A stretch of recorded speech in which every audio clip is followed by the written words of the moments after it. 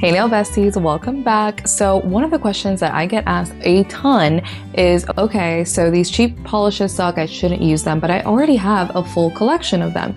So can I make press-ons? And the answer to that is a bit complex, so let's just get right into it.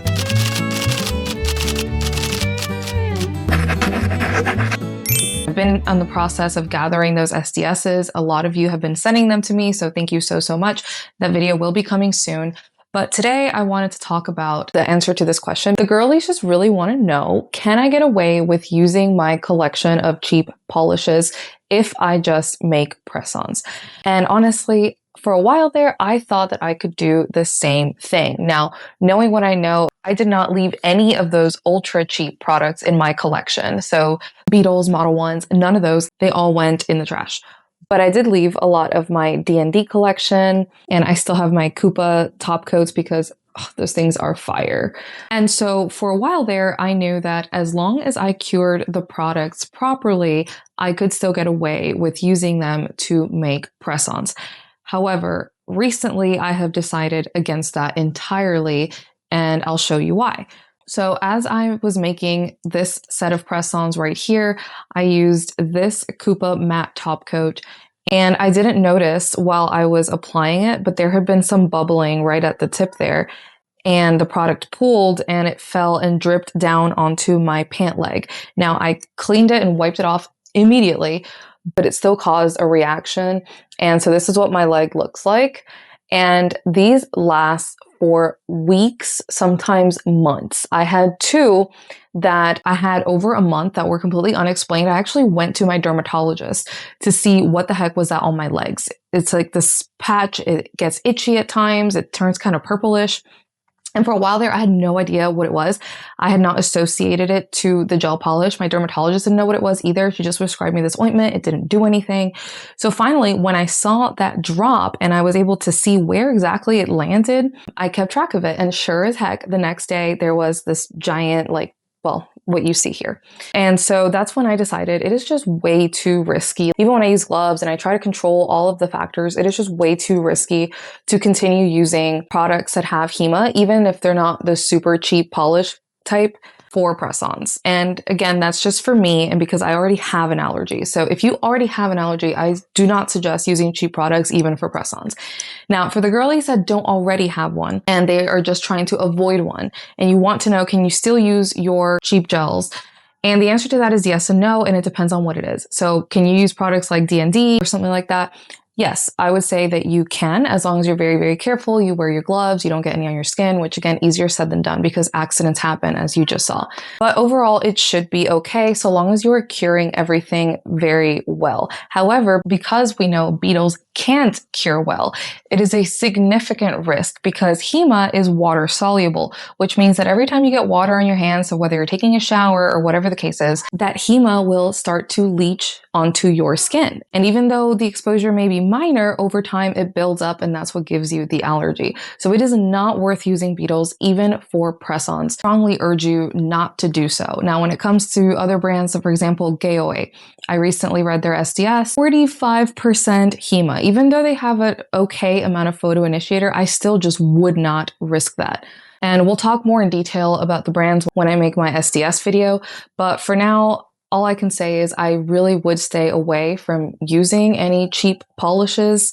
Now, I will still use certain polishes that have ingredients that will flare me, but that have them in very low amounts or give me mild reactions. But overall, anything that has HEMA or HPMA, I am just going to stay away from entirely.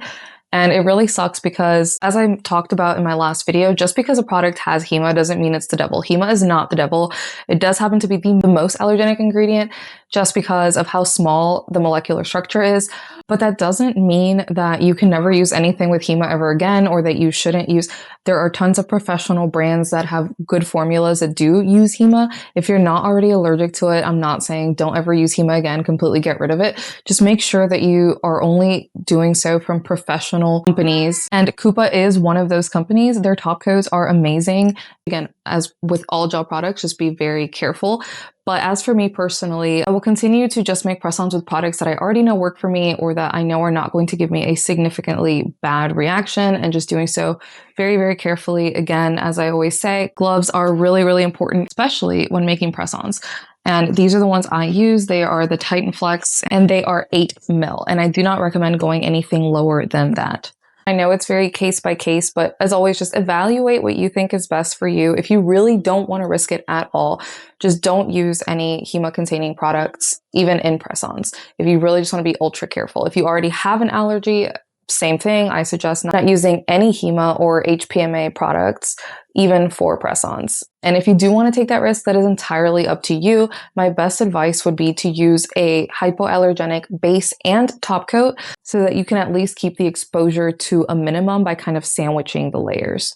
So for example, if I am doing a press-on set with my Melody Susie Fleur We collection, I will just use a Light Elegance base coat and top coat, which I know do not flare me. I've not ever had a reaction from any of the press-on sets that I've made, but it's still just way too much of a risk of it ending up on my skin while I make the press-ons. And it's just not a risk that I need to continue to take because I have full collections of hypoallergenic products. There's really just no reason for me to continue to risk giving myself reactions, especially those really painful, itchy ones on my thighs that last a very long time. And it's just really crazy how different these allergies are for everyone, because the reactions on my fingers only last a few days. But then if it's anywhere else in my body, like when I got my patch test on my back, it lasted 4 weeks. And same thing if I get it on my thigh or just any other part of my body, there's just going to be one of those giant bruise looking like things. And it lasts 4 weeks. So it's just crazy how different this allergy affects everyone. And another reason why you seriously do not want to get this, and it is not worth the risk. So on that note, I will no longer be using any HEMA or HPMA containing product, even for press-ons. And I suggest that you do the same thing if you have an allergy. If you don't have an allergy and you want to risk it for the biscuit, that is totally your choice. Just be careful, use the appropriate gloves, and be very vigilant to not get any on your skin. Although it doesn't matter how much you try to control it, accidents can still happen. And the thing is that once you get gel on your skin, that's it. The exposure has already happened. And it's confirmed with people like me who have an allergy, because it doesn't matter how quickly I wipe it off. The second it gets on my skin, game over. I am going to react. A lot of people say, oh, if you want to avoid gel allergies, it's fine. If you get some on your skin, just make sure you wipe it off quickly with alcohol or acetone. And just as long as you don't cure it on your skin, you should be fine. And that is completely false.